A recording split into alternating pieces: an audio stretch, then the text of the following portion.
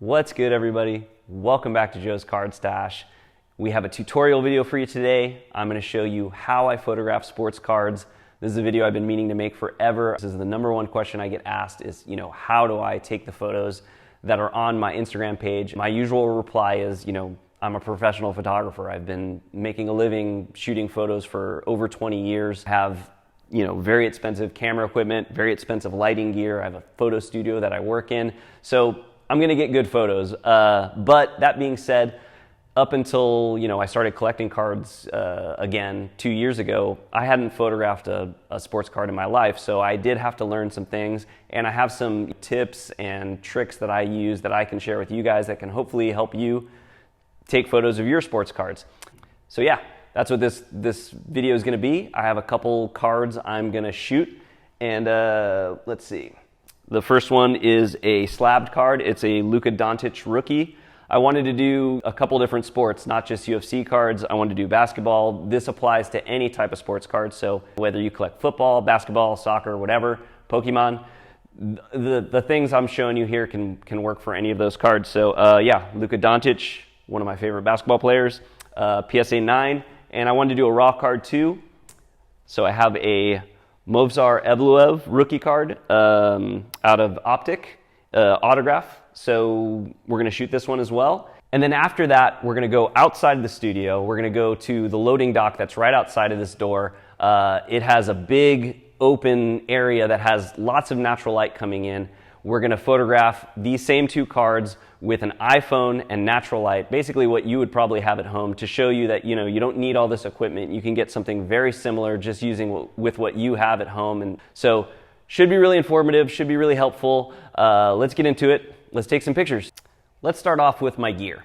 The camera I use is a DSLR. It's a Canon 5D Mark IV. This is my work camera. I've been using this camera for the last 5 to 7 years. It's not like the newest DSLR, it's not the newest Canon, but it's something I'm really comfortable with. It's a great camera. I've had it forever, like I said. So this is the camera I use. The lens I use is a 28-70, also a Canon lens, 28-70 zoom lens. It's again, a very versatile lens. You can use it for a million different things. I use this to photograph, people in the gym training. I'll photograph models in here. I'll photograph t-shirts with this thing. So I use it for everything. Great lens, super versatile. So yeah, Canon 5D Mark IV, 24-70 lens. That's what I use. You can use a million different things. As I said, you can use an iPhone. You can use a little digital camera that you shoot your YouTube videos with. Anything really works, but this is what I have and what I use. And then lighting, I use flashes. There's a giant flash back there.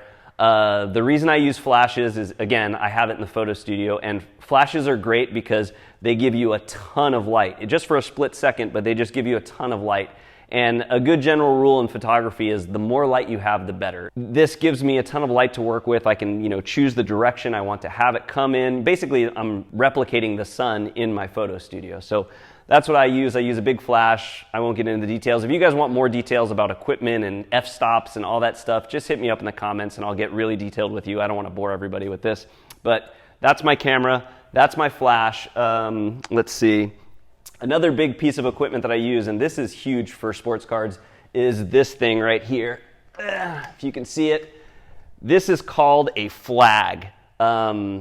It's a photo studio thing. It's basically a piece of black canvas that's wrapped around a frame, but you can use anything for this. You can use a big piece of poster board that you get from Walmart or a craft store. Actually, those are great because a lot of times those are black on one side and white on one side, and that's the thing about this is sometimes I want it to be black, sometimes I want it to be white.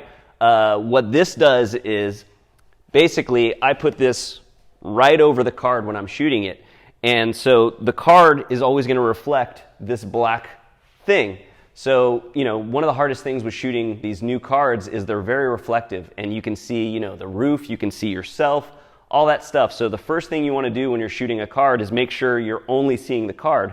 And the way to do that is to put something above it, either black or white. So that's what you see in the reflection. So flag, very, very useful. I recommend finding something like that whenever you're shooting cards. Make sure you don't see yourself, make sure you don't see your house, make sure you don't see a window.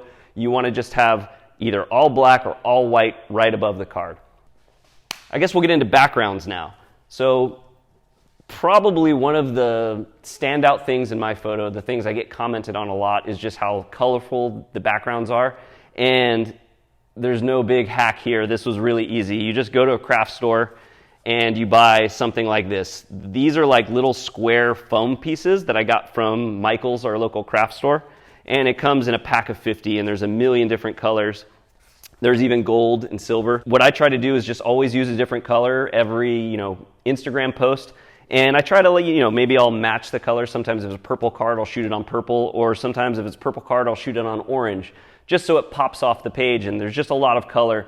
Again, you're shooting something that's a little piece of cardboard. It's very, very easy to be boring. So I find the colors really help make them pop and make people really like, whoa, what's that? Colored backgrounds, you can use these. You can use construction paper. The way I'm showing you how to do things, this is just the way I do it.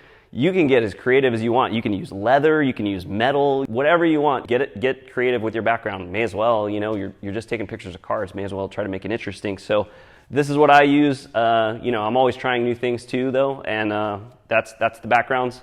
Really important today, we're going to be using gold for the Luka card, and we're going to use this light blue for the Movsar Evloev card. So the last thing I always have on hand are one-touch holders. This is just for raw cards. Obviously, slab cards have the slab, but raw cards, I find I like to shoot them in one-touch holders rather than top loaders or just flat on a piece of paper or something like that. I think it just helps. Again, with cards, you have such a small paper thing that you're shooting. It's very hard to shoot something that flat. So if you put it in a one-touch holder, it gives it some volume. It gives it a little bit of 3D-ness. It kind of pops off the page a bit, especially when you have this light coming through it and it makes a big shadow on the side of the case. I think it just makes them look better. Obviously, you can shoot these cards in a million different ways. Some people shoot them, on stands. I shoot my stuff flat, and I think if you're shooting something flat, it really helps to have a one-touch holder. One thing you need to be aware of, though, if you're shooting these things for eBay, make sure you tell the people in the description if you're going to give them the one-touch or not, because if they see the card in a one-touch, they expect to receive the one-touch. So I learned that the hard way. I had to really say in my eBay description, I'm not sending you this in a one-touch just for the photo. And also, keep the one-touches clean. I actually replace them pretty much, I shoot cards maybe like once a week, and every 2 weeks or so I get a new one-touch to shoot in, just because they get scratched no matter how hard you try to keep them clean. I also always have a microfiber cloth. Always wipe them down right before you shoot them. That helps keep any dust. These are things that you don't want people to think that's on the card, so I try to keep the one-touch as clean as possible. Same thing with the slab. And yeah, that's it. So new one-touches, really important for raw cards. And I think that's it. I think we're going to get into shooting. So I'm going to move the camera over here so you can watch me shoot these photos. Okay, now we're ready to shoot. Background is down. Like I said, I'm using gold for this. I have my Luka Doncic on the background. Have my flag, as I was telling you about, right above the card, basically just making it so you're only seeing black in the card. That way, you're not seeing any reflections. You're not seeing the roof. You're not seeing me. You're not seeing my lights. Anything but black. That will make the card just be the card, which is what you want. You just want the colors and the shine of the card. And that's going to come out when my light comes down and lights up the whole scene. Another thing that I want to talk about is the angle. I never really shoot cards straight down for the same reason. I don't want to see myself in the card. I don't want to see my camera in the card. So whenever I shoot cards, I always come at a slight angle, just like here. That way, I'm not in it, and you're just seeing the black that I'm putting above it. So you'll notice almost all my cards are at a slight angle. Sometimes I'll go even more of an angle if I want to get more shine, because sometimes, you can make the light hit the card just right and make it glow. Play around with it, like move around a little bit, but I tend to not stay right above cards. I never do. I'm always off to the side a little bit. Now, as far as lighting goes, my light, you'll notice, is coming, across from me, kind of down like this. And what I'm creating there is basically like a giant window that's over there, and it's making the light kind of rain in. And it's the same idea. You don't want light above you or behind you, because that's going to cause shadows. That's going to put you in the card. If you have your light coming across from you, it's going to make a nice shadow. It's going to light the card up really nicely. but it's also going to keep it so it's just the card, no reflections, no nothing like that. So I try to always have my light source, even if it's a window or if it's a flash like that, I always have it across from me, kind of low, so it makes a nice shadow. So that's why I put the light there. And so I'm going to shoot this right now, and as I shoot it, I'm going to flash the photo on the screen so you can see what it looks like. And yeah, let's get into it.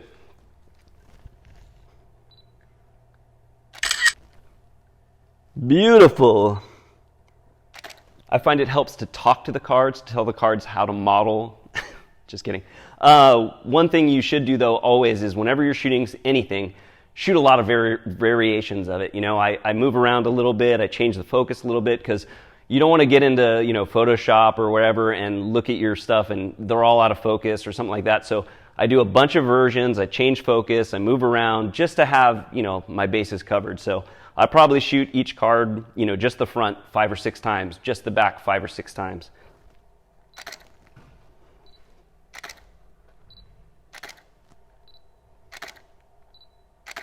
And then after that, I'll flip the card. Try to do kind of the same angles if I can.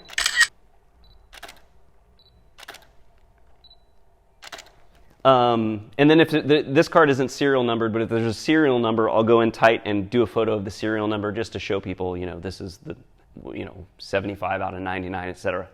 Yeah, so that's the Luka Doncic on gold. Let's do the Mofsar.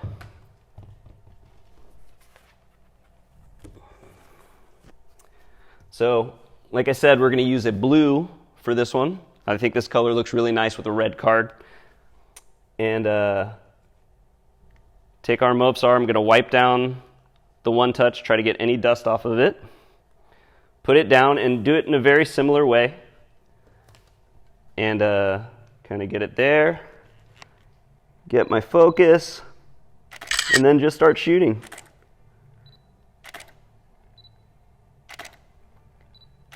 Now, you know, if you want to, you can change the angle and turn the card, you know, depending on, you know, what you want to, you know, sometimes like you want the rated rookie to be right up front so you notice the rated rookie symbol, stuff like that. Just keep that in mind, but again, just shoot it a bunch of times, flip it over, get the back, and then this one does have a serial number, so I'm going to zoom in and just shoot the serial number. And that's it. That is how I take pictures of cards. The studio version, this is the photo studio version. This is how I do all my cards because I have a photo studio. Now we're going to go out back. I'm going to show you how I would do this with just an iPhone and natural light. And honestly, I think I can get pretty similar results, and it's something you can reproduce at home. So let's go out back and do that now. Okay, so now I want to show you guys how I can replicate what we just did in the studio with the type of stuff that you guys would have at home, you know, not this fancy photo equipment. I have an iPhone, I believe this is the 13. This is my friend Brandon's phone. I don't have this nice of an iPhone, but figure this is the best one I could find. We got natural light. You know, this is a giant doorway. It's something we have at the Ruka Photo Studio, but you could use a window, a door at your house, anywhere where light is coming kind of streaming in. You don't want the light totally above you. You want it coming from either a window, a door, or something like that, which will give us very similar to the light I had in the photo studio with that big flash. And of course I have my backgrounds, have my cards.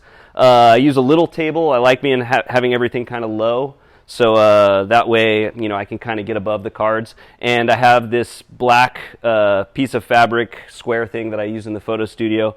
Again, this is to keep reflections off of the card, so the card is, you know, just has black on it. So we'll shoot our first card. We'll do the gold one. We'll shoot the Luka. We're going to put that down.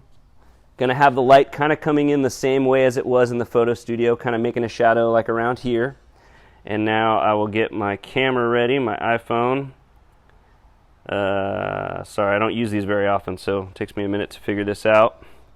All right, and not going to get too close because I don't want to show up in the card. I want to make sure I don't see myself in the card. And as always, as I said inside the studio, make sure you just shoot a bunch. Just do different focus. Just make sure you cover your ass so you have one good photo. So I usually shoot like 5 or 6. Try the focus again. And there we go. And now we're going to do the back. Flip it over. Same thing. shoot a bunch, check focus. And there we go. So there's our Luca. Luca doesn't have a serial number, so I won't do a serial number shot. And now we'll take the gold background away and use our blue background and shoot the Mozart autograph. Same thing, we have our shadow going there. And we're gonna get our camera in here, make sure I'm not in the shot. Looks good. Start shooting, check our focus. And then we'll do the back. This one has a serial number, so I'm going to do a couple wide shots. And then we'll zoom in for the serial number. Do a couple of those. Make sure we have it covered. And that's it. So that is how I would get my style of photos with an iPhone and natural light. Probably will look pretty similar, not exactly like the studio. Obviously in the studio I'm using a much bigger camera, much more expensive camera, much nicer lighting. It's going to be crisper, it's going to have more resolution, but this will be pretty close, and it doesn't cost anywhere near the money that it costs for all the stuff I'm using. So hopefully you guys find this helpful and useful. Hit me up if you have any questions. If you want to get deep in the photo stuff, ask me questions about f-stops and shutter speeds and all that stuff. I'll answer that in the comments, and hopefully you guys like this, and if you like more videos like this, you want to see more stuff like this, please subscribe, like, comment, all that stuff, and I'll see you guys next time. Thanks.